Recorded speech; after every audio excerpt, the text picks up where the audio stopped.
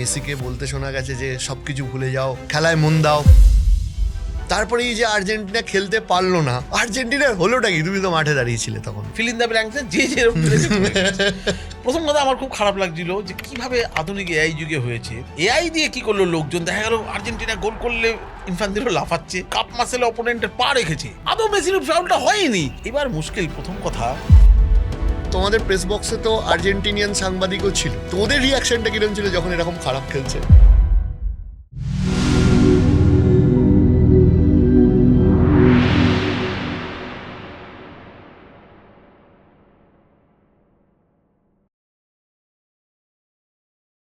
একটা কথা বলো তো, যে এই যে একটা বিতর্ক চলছে যে যখন আর্জেন্টিনার কমিটির টিম, কমেডির টিমটা পরে আসছি, আমি বলছি এই যে একটা বিতর্ক চলছে যে যখন আর্জেন্টিনা মাঠে নামছে তখন একবার মেসিকে বলতে শোনা গেছে যে সব কিছু ভুলে যাও, খেলা করো, মানে খেলায় মন দাও। তারপরে এই যে আর্জেন্টিনা খেলতে পারলো না, এই যে বিতর্ক চলছে যে আর্জেন্টিনাকে ঘুমের ওষুধ খাইয়ে দিয়েছে, কে বলছে জ্বর হয়েছে, কে বলছে ইত্যাদি। আর্জেন্টিনার হলোটা কি? তুমি তো মাঠে দাঁড়িয়েছিলে তখন। ইউএসএ আর আর্জেন্টিনার খুব দারুণ সম্পর্ক।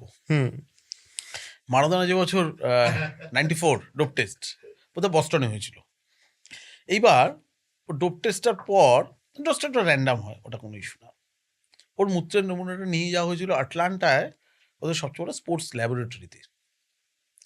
তো ওরা দেখলো পজিটিভ চলে এসছে। প্রথমে নামটা মারাদোনা, আর্জেন্টিনা খেলছে, যদি বাদ দিয়ে ইমিডিয়েট দেয় বলবে এই সেই চক্রান্ত আবার। ওরা তখন মারাদোনার প্রতিনিধি এবং আর্জেন্টিনা ফুটবল অ্যাসোসিয়েশনের প্রতিনিধিকে ডাকলো, তাদের সামনে আবার ডোপ টেস্ট করা হলো, টেস্টটা করলো, তাহলে পজিটিভ। আর ওটা অ্যানাউন্স করলো কোথায় বসে জানো তো? ডালাসে বসে। বিকজ ডালাসে,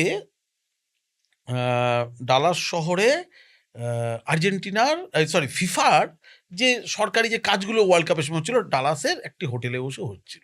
তো ডালাসে যখন আর্জেন্টিনা খেলতে যায়, আমি ধর কফি করেছিলাম, সেই ডালাস মারাদোনার কে এখনও আর্জেন্টিনা মনে করো তো যে মারাদোনাকে করা হয়েছিল, তখন আমরা ছোট ছিলাম, আমরা তো মারাদোনা থেকে আর্জেন্টিনান সাপোর্টার, আমরাও সেই যেদিনকে মারাদোনা ডোপ টেস্টে ধরা পড়লাম, এটা অন্যায়, ফিফা বঞ্চিত করছে, মারাদোনাকে সরাচ্ছে, আমরা সে নিজেদের মধ্যে মারপিট করেছিলাম, ব্রাজিলের লোকজন কে পেলে সাপোর্টার, কে মারাদোনা সাপোর্টার, এই নিয়ে মারপিট টারপিট যাতা হয়েছে। এখন বুঝি ওগুলো আবেগের বশে করেছি। এই পর্যায়ে না এটা সম্ভব না, কারণ ওটা মারাদোনার প্রতিনিধি, আর্জেন্টিনার প্রতিনিধি সবাই ছিল, তার সামনে ডোপ টেস্ট হয়েছে। তো আমি ইন্টার মায়ামিতে আর্জেন্টিনা একদিন প্র্যাকটিস করছিল লিওনেল মেসিরা, ইন্টার মায়ামি। এটা কি ফাইনালের আগে না? দুবার যখন মায়ামিতে দুবার ওরা গিয়েছিল, তো মায়ামিতে দুবার ওদের প্র্যাকটিস হয়েছিল। ও হ্যাঁ, ফাইনাল তো মায়ামিতে হয়নি, গ্রুপ লিগের সময় নকআউটেও হয়েছে। তো ইন্টার মায়ামিতে যেখানে মেসি খেলে আর কি, তো ওরা ওই ক্লাবে না একদিনই প্র্যাকটিস করেছিল, একটা ম্যাচ মায়ামি খেলতে গেছিল, তো একটাই প্র্যাকটিস হয়েছে। তো গেছি ইন্টার মায়ামিতে, মেসির ক্লাব, ধরো তুমি মেসি সহ আর্জেন্টিনা ধরো ইজওয়ানরে প্র্যাকটিস করছে, কি হতে পারে ভাবো একবার, ঠিক আছে? ইন্টার মায়ামিতে পৌঁছে আমি একটা টেলিস্কোপ লাগালাম, কত কিলোমিটার, ওখানে মাইল বলে, কত মাইল দূর থেকে মানুষ দেখা যায়, দেখলাম পুরো কুরুক্ষেত্র যুদ্ধের ক্ষেত্রের মধ্যে ধু ধু করছে, কোনো লোক নেই। আচ্ছা, আসেনি, কেউ নেই ইন্টার মায়ামিতে প্র্যাকটিসে, সারা বিশ্বের সংবাদ মাধ্যম ভর্তি, সারা বিশ্বের সাপোর্টার নেই, একজন নেই, নট আ সিঙ্গেল ওয়ান। আমি ভাবছিলাম মেসি এখানে মানায় কি করে, যে রিয়াল মাদ্রিদ ওইরকম ফ্যান ট্যান মানায় কি করে, নেই, সাপোর্টার নেই ওখানে মায়ামিতে। তো ওইখানে একজন আর্জেন্টাইন সাপোর্টার বলছিল যে এই আমেরিকা আমাদের মারাদোনাকে ইয়ে করেছে, এখানে আমরা জবাব দেবো ফাইনালে, এটাই আমাদের প্রতিশোধ। এবার ফাইনালের প্রসঙ্গে চলে আস, কি বলেছে মেসি, যে যা হয়েছে ভুলে যাও। এই ভুলে যাওয়াটা কি বলতে, এবার ফিল ইন দ্য ব্ল্যাঙ্কসে যে যেরকম পেরেছে করেছে। প্রথম কথা আমার খুব খারাপ লাগছিল যে কিভাবে আধুনিক এআই যুগে হয়েছে, অনেক ম্যাচে আর্জেন্টিনার ওয়ার্ল্ড কাপ স্টেডিয়ামে ইনফান্তিনো বসেই ছিল না, ম্যাচেই ছিল না, ঠিক আছে? সেমিফাইনালও ছিল না, ফাইনালে তো ছিলই, সেমিফাইনালও ছিল না আর্জেন্টিনার ম্যাচে, কিন্তু না সেমিফাইনালের দিন ছিল, ফাইনাল দিন ছিল, তেমনিও আগের দিন ফ্রান্স স্পেনের ম্যাচেও চলে গেছিল, ফ্রান্স স্পেনের ম্যাচে, তো বিভিন্ন জায়গায় ঘুরছিল। আর্জেন্টিনা অনেক ম্যাচে ইনফান্তিনো ছিল না। এআই দিয়ে কি করলো লোকজন, দেখা গেল আর্জেন্টিনা গোল করলে ইনফান্তিনো লাফাচ্ছে, মিস করলে মাথা চাপড়াচ্ছে, সো এরকম করেছে টুরেছে। এখনকার দিনে যা হয়, কিছু মেসির ট্যাকল এআই দিয়ে দেখালো, দেখো মেসি কাপ মাসেলে অপোনেন্টের পা রেখেছে, আদৌ মেসির ফাউলটা হয়নি, পা রেখেছে তাও ফাউল দিচ্ছে না, করে দিল কমিটির টিম। এবার মুশকিল প্রথম কথা যে আমরা এই যে আমার আগের ওয়ার্ল্ড কাপগুলো তো দেখি, ব্রাজিলে আমরা ওয়ার্ল্ড কাপ করছি আর বাংলাদেশ আর কলকাতা, ঢাকা আর কলকাতা লাফাচ্ছে লোকজন, মানে ওখান দিয়ে দূর থেকে দেখি কোথায় হচ্ছে। আমার সঙ্গে আমি যদি কিছু আর্জেন্টিনা বিরোধী না, যদি এগেন্সে কোনো কপি হয়, এখানে আর্জেন্টিনার ফ্যানরা আমাকে ফেসবুকে গালিগালাজ করছে, ব্লক করছে, আমি তো মারবে, এরকম হচ্ছে, খেলা হচ্ছে কোথায়, ঠিক আছে। তো আমি পাশাপাশি এদের জন্য করুণাও হয় যে আমরা ছাগলের তৃতীয় সন্তানের মতো লাফাই, আর্জেন্টিনার কোথায় কি হচ্ছে। যাই হোক, তো এরকম বললো কমিটির টিম, এরকম বললো কমিটির টিম। এই লেভেলের ফুটবলে এখনকার দিনে ভার রয়েছে, সারা বিশ্বের আতস কাচ মিডিয়ার পড়ে রয়েছে, এই লেভেলে হয় না অরিজিৎ, এটা সম্ভব না। হ্যাঁ, এইভাবে তোলা যায় না। হ্যাঁ, স্বাভাবিক। আমি যে ম্যাচটা বললো আর্জেন্টিনা কমিটির টিম 3 গোল মারলো, যেটা ইজিপ্টকে। আচ্ছা, ওই যে মেসির যে গোলটা, ওটা কি করে কমিটির গোলটা তো করতে হয়েছে, কমিটির টিম তো গোল করে না, দেবে। আমি ওই ম্যাচটাতে আসবো, আমি বলছি ফাইনালে চলে আসি, ফাইনালটা কি হলো, প্রসঙ্গ না টেনে আসছি। যখন এইটা হলো আমার তোমার মতো সারা বিশ্বের লোকজনও ঘাবড়ে গেছিল, তাহলে কি কিছু হয়েছিল ওই ক্লিপিংসটা বেরোনোর পর। অ্যালিয়েস্টারের বাবা অ্যালিয়েস্টারকে টেক্সট করে, ওটা দেখি যে সান, যে এরকম দেখছি যে তোমাদের ড্রেসিং রুমে ভেঙে পড়েছিল, এরকম কিছু হয়েছিল? বলছে না না বাবা, ইটস এ নর্মাল কথা। এবং আমরা প্রেস কনফারেন্সে যখন স্ক্যালোনি এলো, আমরা স্ক্যালোনিকেও জিজ্ঞাসা করেছিলাম, ঠিক আছে। স্ক্যালোনি বলেছিল যে যে আমাদের লড়ে ঘুরে দাঁড়াতে হবে, তাই কথা হচ্ছিল। এবং স্ক্যালোনি কেঁদে ফেলে, বলতে বলতে কেঁদে ফেলে, প্রেস কনফারেন্সে সরে যায়। পরে যেটা শুনলাম যে মেসি কি বলেছে, যেটা কাতার ওয়ার্ল্ড কাপের সময় তার প্লেয়ারদের বলেছিল, কাতার ওয়ার্ল্ড কাপে ফাইনালের পর মেসি না মিডিয়ার সঙ্গে কথা বলেছে প্রেস কনফারেন্সে, না মিক্স জোনে, টিওয়াইসি স্পোর্টসের ওর একজন পরিচিত সাংবাদিককে শুধু ইন্টারভিউ দিয়েছিল, দিয়ে রীতিমতো ক্ষোভ প্রকাশ করে বলেছে যে আমাদের নামে প্রচুর, এরকম ভাবে তুই তাকারি করে যদি হয় এরকম, বাংলায় হলে এরকম হতে পারতো যে তোরা আমাদের নামে প্রচুর লিখেছিস তো, বা এরকম কমিটির টিম, এই টিম ওই টিম, শোন যা বোঝার বুঝিয়ে দিয়েছি, আমরা পারবো না, এই একদম এই জোনে ছিল। তো সেই ক্ষেত্রে যখন ফাইনাল খেলতে নামছে, মেসি কি বলেছিল টিমমেটদের, যে আমাদের প্রচুর সমালোচনা হয়েছে যে আমরা কিভাবে ফাইনালে উঠেছি, আমাদেরকে বলেছে কমিটির টিম, আমাদের বলেছে এইভাবে রেফারির সাহায্য নিয়ে সব হচ্ছে। বস ভাইরা, আজকে হচ্ছে জবাব দেওয়ার দিন, যা হয়েছে ভুলে যাও, এই যা হয়েছে ভুলে যাও, এইখান দিয়ে ধরা হলো, আগেরগুলো সরে গেল, যা হয়েছে ভুলে যাও, আমাদের আজকে প্রমাণ করার দিন দেখিয়ে দিতে হবে, ভুলে যাও যা হয়েছে, যা হয়েছে ভুলে যাওয়ার আগের সেন্টেন্সগুলো বাদ, এই যা হয়েছে ভুলে যাওয়াটা কি ফিল ইন দ্য ব্ল্যাঙ্কস হলো, শোনো আমাদেরকে ছেড়ে দিতে বলেছিল, আজকে ছেড়ে দিতে হবে, ভুলে যাও, খেলতে হবে। এটা হয় কোনোদিন? এটা হয় এখনকার দিনে কোনোদিন? এবার কি করে মেরালো আর্জেন্টিনা ফুটবল অ্যাসোসিয়েশনের প্রেসিডেন্ট, যেহেতু ওই আর্থিক একটা জালিয়াতিতে ধরা FBI, ওইটার সঙ্গে এটাকে মিক্সড করলো, করে গিয়ে ম্যাচটা যেন ছেড়ে দিল, আর্জেন্টিনা ছেড়ে দিল, আর্জেন্টিনা হারিয়ে দিল। বস, এটা স্পেনের ফুটবলকে অপমান করা হলো। স্পেন যা ফুটবল খেলেছে, লুই দে লা আচ্ছা, তুমি তো মাঠে ছিলে, ঠিক আছে, মানে আমার ব্যক্তিগতভাবে যে, মানে ফুটবলটা যেহেতু বুঝি, আমার ব্যক্তিগতভাবে মনে হচ্ছিল যে স্পেন এই খেলাটা 70 থেকে 75 মিনিট অবধি ধরে রাখতে পারবে, কারণ ওই স্পিডে ওই রকম, মানে অত অ্যাকিউরেট পাস করে একদম 90 মিনিটস খেলা সম্ভব না। আমি 70-75 মিনিটের পর আর্জেন্টিনা ব্যাক করতে পারবে, এটা আমার ধারণা ছিল, যেটা ভুল হয়েছে পরবর্তীকালে। স্পেন 120 মিনিট অবধি যেটা খেলেছে, এটা অসম্ভব ফুটবল। আমি বলছি, তোমাদের প্রেস বক্সে তো আর্জেন্টিনিয়ান সাংবাদিকও ছিল, তো ওদের রিয়াকশনটা কিরকম ছিল যখন এরকম খারাপ খেলছে? আমি একটু ওই স্প্যানিশ কোচটা দিয়ে একটু গল্প দিয়ে আসি। লুই দে ফুয়েন্তে যখন শুরুর দিকে যখন চাকরি ছিল না, প্রায় 18 মাস ওর কোনো কাজ ছিল না, ওকে আমি একলব্যর চেয়েও ভয়ঙ্কর একটা উদাহরণ দিই। একলব্য লুকিয়ে লুকিয়ে যেমনি অর্জুনকে প্র্যাকটিস করাতো, দ্রোণাচার্য দেখতো, এ বিয়েলসার ফ্যান ছিল, কোচ বিয়েলসার। তো অ্যাটলেটিকো বিলবাও তখন বিয়েলসা কোচ, এ অ্যাটলেটিকো বিলবাও খেলেছিল আগে এই ভদ্রলোক। তো তরে যখন বিয়েলসা প্র্যাকটিস করছে, আর একে ঢুকতে দেয়নি, কবে খেলেছিস কি, সেই লেভেলে ফুটবলার ছিল না, ওর প্র্যাকটিস কেন দেখতে দেবে। ভদ্রলোক একটা ক্যামেরা নিয়ে ওই বিলবাও ক্লাবের পাশে, মাঠের পাশে একটা বড় উঁচু গাছ ছিল, টানা 5 মাস ওইখানে বসে বসে কোচিং শুট করতো, 5 মাস, জানো তো। এবার বাড়ি এসে ওটা বিশ্লেষণ করতেন, এই লুই দে লা ফুয়েন্তে প্র্যাকটিসটাকে বিশ্লেষণ করতো। পরবর্তীতে কোচিং কোর্স করেছে ওই বিয়েলসার সব কোচিংগুলো করতো। এবং মজার হচ্ছে, ও যখন উয়েফার ইনস্ট্রাক্টর হয়ে গেল, তার আন্ডারে কোচিংকে নিয়েছে স্ক্যালোনি। ফাইনালে যে দুজন গুরু শিষ্য মুখোমুখি, গুরু শিখিয়েছিল শিষ্যকে, কিন্তু গুরু মারা বিদ্যা শেখায়নি। যাই হোক, তো লুই দে লা ফুয়েন্তে যখন তারপরে জুনিয়র টিমগুলো এই দায়িত্ব পেল, এই যে ইয়ামাল, ওকে ন্যাশনাল টিমও এনেছে। ইয়ামাল যখন 17 বছর বয়স, 16 বছর বয়স, স্কুলের পরীক্ষা শেষ হয়নি, তো হোটেলে থাকতো, ও গিয়ে আবার ওর যে স্কুলের যে অ্যাসাইনমেন্ট দেওয়া হতো সেগুলো ওরাও দেখিয়ে দিত। হুম। হ্যাঁ, এই পড়াশোনাটা করলি তো, এরকম। এই যত তোরেজ টোরেজ এরা যে উঠেছে সব তো ওর আন্ডার দিয়ে উঠে এসছে, ঠিক আছে। এইবার ও যখন ন্যাশনাল টিমের দায়িত্ব পেল, সিনিয়র ন্যাশনাল, স্পেনে মানে মিডিয়া ছিঁড়ে খায়, কাকে করলি? ও পুরো ধোনির সিস্টেমে চলে গেল। ও ফার্স্টেই বললো সিনিয়রগুলোকে বাদ দিতে হবে, কারণ আমি এমন কিছু ছেলে নিয়ে জুনিয়র টিম দিয়ে উঠতে চাই, তারও কানা তখন টিম প্লেয়ারের গুরুত্ব দিচ্ছি, যারা মানে 90 মিনিটসটা পাগলা করে দেবে আমার ফুটবলটা। প্রথমে বাদ দিল কাকে? র্যামোসকে। র্যামোস তো সোশ্যাল মিডিয়ায় লিখলো যে এই যে কোচ, সে আমায় ফোন করে বলছে আমি দারুণ প্লেয়ার, দারুণ ফর্মে আছি, কিন্তু আমার বয়সের জন্য নেবে না। ঠিক আছে, একটা উত্তর দেয়নি, ওকে কচুকাটা করেছে সমালোচনায়। কিন্তু ও দেখবে এই টিমটা রিয়াল মাদ্রিদে একটা প্লেয়ারই নেই। আর ডেভিড রায়া যে ইপিএল এর বেস্ট গোলকিপার, ওকে বসিয়ে রেখে উনাই সিমনকে খেলালো পুরো ওয়ার্ল্ড কাপটা। আমি স্পেনের যে ফুটবলারটা পেনাল্টিতে ফার্স্ট গোল করলো ফ্রান্স, হ্যাঁ, হ্যাঁ, white several, Mikel white several, এ কোন বড় ক্লাবের প্লেয়ার দেখো তো, খোঁজ নি। বড় ক্লাবের প্লেয়ার না, সেন্ট্রাল মিডফিল্ড। একবার ফ্রেন থেকে জিজ্ঞেস করেছিল প্রেস কনফারেন্সে যে তোমার এই টিমে ভবিষ্যতে কে কোচ হতে পারে? বলে হোয়াইট সার্ভাল। ঠিক আছে, এত ঠান্ডা মাথা। এই ছেলেটি ওই লেভেলের ফুটবল খেলার পাশাপাশি সে ম্যানেজমেন্ট কোর্স করছে, জানো তো। তো ও গিয়ে, হ্যাঁ, যে ন্যাশনাল টিমের প্লেয়ার, সে ইউনিভার্সিটিতে হস্টেলে থাকে, রুম শেয়ার করে এত ডাউন টু আর্থ। ফুয়েন্তে সেই প্লেয়ারদের নিয়ে দলটা তৈরি করেছে, ফুয়েন্তের সিস্টেমে। এবং ও বলছে যে আমি তো এদের ছোট থেকে জানি, এদের ভাঙা গড়া, ভেঙে পড়া সমস্ত, ইয়ামালের ওই ছোট থেকে চুল কাটবে কি, মিডিয়াকে কি বলবে, তার এরকম করে দেওয়া।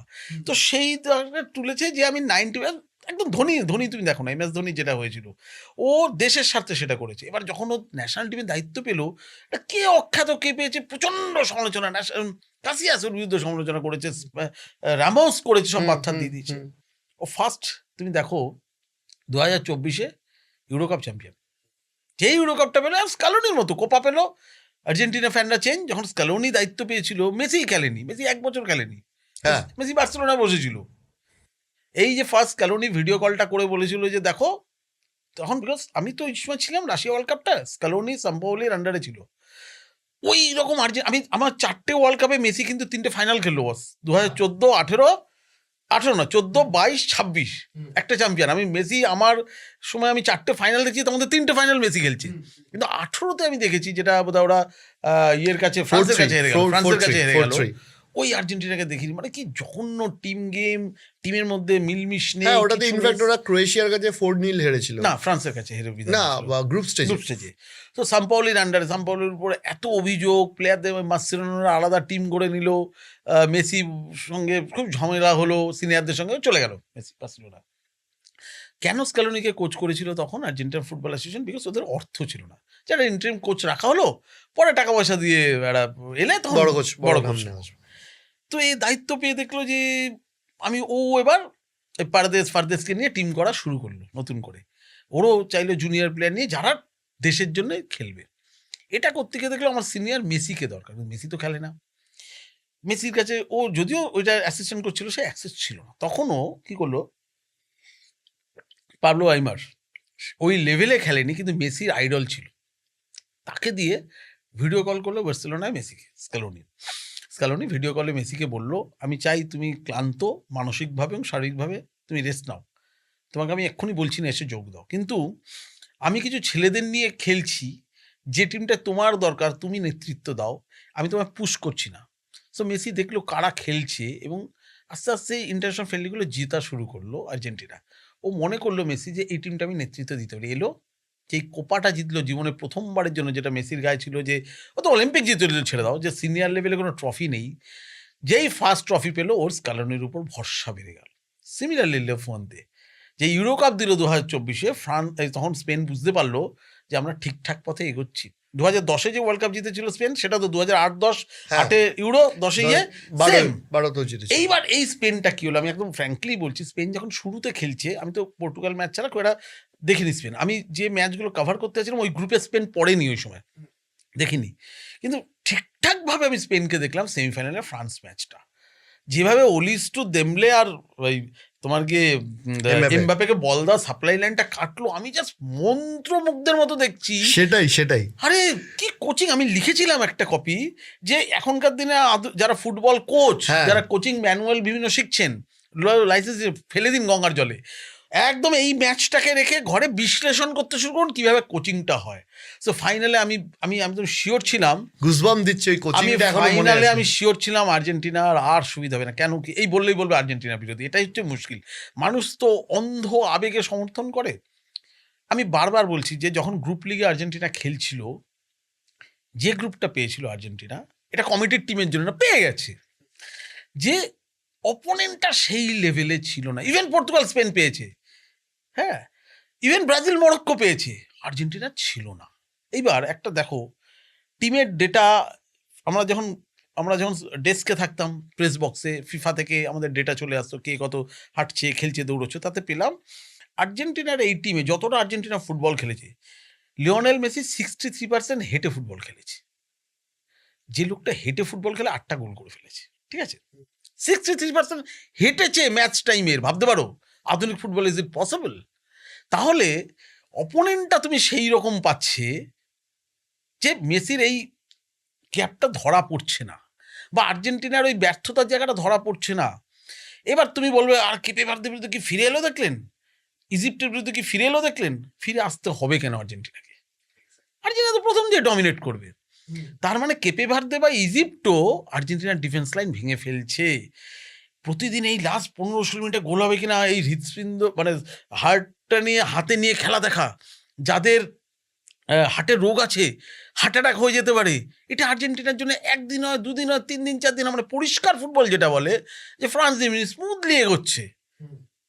যেন পর্তুগালকে দেখে মনে হয়নি ফাইনাল খেলবে, কোনোদিন না। আর্জেন্টিনাকে আমরা সমর্থন করি বিকজ অফ মেসির জন্য বেরিয়ে যাচ্ছে, কিন্তু মেসি রেগুলার ওই জায়গাটা দিয়ে করবে, ফুয়েন্তে বসে দেখছে না। বা আমি যদি ফ্রান্সের সঙ্গে পড়তো তাতেও আর্জেন্টিনা কিছু করতে পারতো না, আর দেশ দেখে নিয়েছিল। কারণ মেসি 2022-এর মেসি নেই, 2026-এ এসে 63% হাঁটছে, হেঁটের পজিশন নিচ্ছে। তার মানে ওর কাছে বল যেই পায়ে যাচ্ছে একটা সাডেন স্পিড তুলছে তখনই, ওর বল লাইনটাই যদি কেটে দেয়, আমি শিওর ছিলাম ফুয়েন্তে দেখছে। এবং ফাইনালে কি হলো, ফার্স্ট 12 মিনিটের মাথায় বল পেল মেসি। এর সঙ্গে ওই কোনো ষড়যন্ত্র, কোনো তত্ত্ব তা নয়, এটা সাপ্লাই লাইনটাই কেটে দিয়েছিল। ফুটবল, এটা হ্যাঁ। ফুটবল, আধুনিক ফুটবল। আর্জেন্টিনা টিম এবার চ্যাম্পিয়ন মতো টিম ছিল না বস। এটা 2022-এ ফ্রান্স যে আর্জেন্টিনা, আমি এখনো অবধি বলি মেসির সেরা পারফরমেন্সটা 2014 জার্মানির এগেইনস্টে, যেটা রানার্স হলো, আমি ছিলাম ব্রাজিলে, কিন্তু যেটা ওই মারাকানায় হলো, মেসি যেটা ডান পায়ে গোল মিস করলো, হিগুয়েন মিস করলো, ওইটা পায়নি ইনফ্যাক্ট। কিন্তু 2022-এর চেয়েও ভালো খেলেছিল। কিন্তু 2022-এর মেসি আর 2026-এর মেসি, 39 বছরের মেসি যদি করে ফেলতে পারে, তাহলে ফুটবল বিজ্ঞানকে অস্বীকার করা হয়। আমরা আবেগে অন্ধ হতে পারি, কিন্তু স্পেন যা ফুটবল খেলা দেখিয়ে দিয়েছে, আমি বলছি আগামী 4 বছর এই ফুয়েন্তে সিস্টেমে চলবে। এটা কিন্তু তিকি তাকা নয় বস, ও বারবার বলেছে। দেলবক্স যেটা 2010-এর তিকি তাকা খেলেছিল, এটা তিকি তাকা নয়। তিকি তাকার যখন হলো সবাই ওই পাসিং ফুটবল শুরু করলো। ফুয়েন্তের বক্তব্য হচ্ছে এই আমাদের ওই সময়টা ফুটবলে কি শুরু হলো, বল নিয়ন্ত্রণে রাখতে হবে, তাতে 4টে ব্যাক পাস করলেও রাখো নিজেরই নিয়ন্ত্রণে। দেলবক্সের ভাবনা কি ছিল, গোলটা হয় কি দিয়ে, ফুটবল দিয়ে। বলটাই যদি আমার কাছে 90 মিনিট থাকে, তো অপোনেন্ট গোল করবে কি করে? কিন্তু আমারও গোল করতে সমস্যা হবে, যে আমিও তো কটা নেগেটিভ পাস খেলছি। আর ফুয়েন্তে কি করলো, যে বলটা অবশ্যই যার কাছে থাকবে তার কাছে গোল, আমি বল পজিশন বেশি রাখবো, কিন্তু 4টে নেগেটিভ পাস করে না, 2টো ফরওয়ার্ড পাস করে আমার বল পাবো, কিন্তু ওরা গোলমুখে অ্যাটাক যাব। তার জন্য টিমের যে স্ট্যামিনা, যেখানে যা মুভ করা, যেখানে যা যাওয়া, সবচেয়ে ইয়াংগেস্ট টিম হচ্ছে এই বছর ওয়ার্ল্ড কাপে হচ্ছে স্পেন। গড় বয়স 21 পয়েন্ট কত, ওই জন্য 90 মিনিট থেকে 120 মিনিট ওই ফুটবলটা খেলে গেল, এটাই আমি ভেবেছিলাম। তারপরেও মেসি কিন্তু একবারে চলে গেছিল একটা জায়গায়, গোলের জায়গায় এক্সট্রা টাইমে চলে গিয়েছিল। তাহলে তো ওই যদি গোলটা হয়ে যেত, তাহলে তো আর ওই আগের ভিডিওটা তাহলে হতো না। এগুলো হচ্ছে আবেগের কথা। শোন না, ড্রেসিং রুমে কিছু একটা হয়েছিল, তুমি দেখবে সোশ্যাল মিডিয়ায় কোথাও কোথাও বলছে স্পেন আর আর্জেন্টিনা আবার খেলা হতে পারে। তুমি জানো বিশ্বের কত মানুষ আর্জেন্টাইন এবং কত মানুষ অ্যাপিল করেছে যে ম্যাচটাকে আরেকবার দেওয়া হোক। এগুলো ফুটবলে সম্ভব আবেগের বশেই হয়। আমি রাহুল অরুণোদয় ব্যানার্জির একটা কথা মনে পড়লো, আমি এটা বলি। কাতার বিশ্বকাপের দিয়ে জানো তো আমার ওকে ফেসবুকে আমার ব্লক করা ছিল। আচ্ছা, রাহুল আমার স্কুলে, নাকতলা স্কুলে জুনিয়র ছিল, ছোট ছিল রাহুলের সঙ্গে আমার সম্পর্ক খুব বন্ধুত্ব ছিল বলবো না, বাট ভালো ছিল। মানে আমি যখন প্রথম রিমলি বলে সিরিয়াল হতো জি বাংলায়, আমি প্রথম লিখি, কি করে সিরিয়াল লিখবো স্ক্রিপ্ট, রাহুলকে বললাম, রাহুল বলে ধরলো আমার বাড়ি চলে আসো, ও স্ক্রিপ্ট দিয়ে দিয়েছিল আমায়, তুমি দেখো কিভাবে টেকনিক্যাল ব্যাপারগুলো জানার জন্য, এত সম্পর্কটা সুমধুর ছিল। তো তখন একটি পর্তুগাল ম্যাচ, ক্রিশ্চিয়ানো রোনাল্ডো সেই প্রেস কনফারেন্সে ঢুকবে, হঠাৎ করে রাহুল আমাকে কাতারে ফোন করেছে মধ্যরাতে। তো আমি বললাম যে, ও ফোন ধরলাম, আমি প্রেস কনফারেন্সে ঢুকছি, ক্রিশ্চিয়ানো বললো না না ওসব ছাড়ো, তুমি যেটা করছো ভালো করছো না। কেন? সে থ্রেট দেওয়ার মতো, তুমি ব্রাজিলের লোক হয়ে গেছো, আমি ব্রাজিলের টি শার্ট পরে খেলা দেখি, মানে প্রেস কনফারেন্সে যাই ঠাই, তুমি আর্জেন্টিনার বিরুদ্ধে লিখছো, তোমায় না ছাড়বো না, বুলিং করে ছেড়ে দেবো, তুমি ইচ্ছা করে আর্জেন্টিনার বিরুদ্ধে লিখছো। বললাম, আরে রাহুল, আমি পর্তুগালের প্রেস কনফারেন্সে ঢুকছি, ক্রিশ্চিয়ানো রোনাল্ডো আসবে, ও সব ছাড়বো না ঠাড়বো না, তোমায় ছেড়ে দেবো না, আমি এইসব করে কেটে দিলাম লাইটটা। প্রেস কনফারেন্সে বসে রোনাল্ডো আসেনি, আমি আস্তে করে খুলেছি, দেখছি কি হয় সোশ্যাল, দেখতে থাকি আমরা, দেখছি রাহুল আমার নামে বিশাল একটা হ্যাজ নামিয়ে দিয়েছে, যে সংবাদ প্রতিনিধি টাকা নিয়ে গেছে। আরে সংবাদ প্রতিনিধি তো আমি টাকা নিয়েই তো যাবো, হ্যাঁ, আমি তো হয়তো চুরি করে জানি, হ্যাঁ, যে আর্জেন্টিনার বিরুদ্ধে যা পারছে লিখছে, যেন মেসি প্রভাবিত হয়ে যাচ্ছে আর কি এটা পড়ে। এখন এবছরও অনেক বিভিন্ন লোক লিখেছে, তো একে ছাড়বো না, একে চিহ্নিত করুন, এই ইসবলের বিরুদ্ধে লিখে যা পেরেছে লিখেছে। তো আমি ছেড়েটের ওখান দিয়ে দুটো লোককে ফোন করলাম, আবার তখন আমি ইন্ডাস্ট্রিতে নতুন, আমি চিনি না, আমি রানা সরকারকে ফোন করেছিলাম, রানাদারকে, ওখানে তখনও রাহুল তখন একটা সিনেমা করবে ঠিক হয়েছিল, যে তোমার ডিরেক্টর এইসব কী লিখছে গো আমার নামে সোশ্যাল মিডিয়ায়।